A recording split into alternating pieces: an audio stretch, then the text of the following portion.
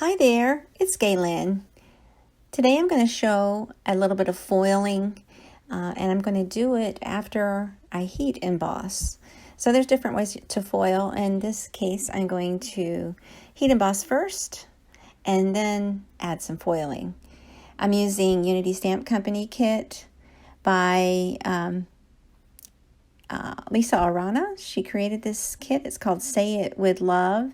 It's the January 2020 sentiment kit, and I'm using the big love word. I love the big words, and I'm using the you, so I'm making it a love you card. Now I'm choosing purple colors. I'm using purple foil by Gina K Designs. This one is fancy foils. I'm not sure if those are still a line that they have, but I know that there are thermoweb foils and other ones that work good too. So I also use my Creative Time dies. I use XOXO frame dies and ribbon end dies. I also have a laminator.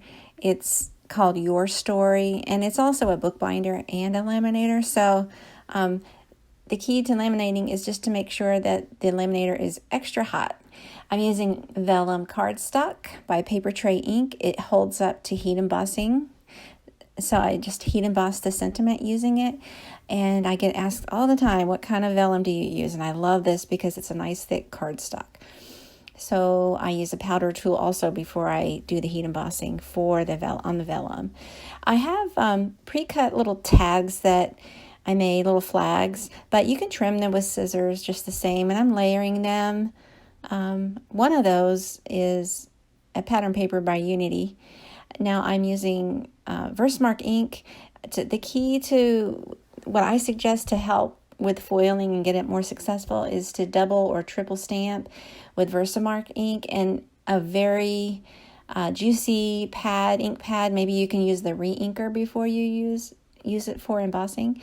And then I use black embossing powder. I like, mine is not a fine powder, just a regular black. And I have found that also it sticks better to something that's using a juicy pad and a chunkier kind of embossing powder.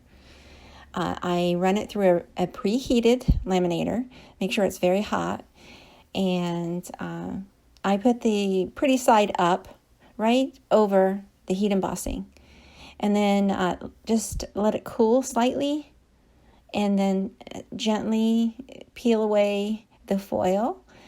Now sometimes it's not perfect, but if you have a colored ink behind it, it helps to hide some of the pieces that maybe didn't get foiled.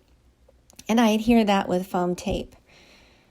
And so I want to put the little word you in there, and I decided to make it sort of a graphic design on the side there with the U with the mixed in with the flags. I like it that way.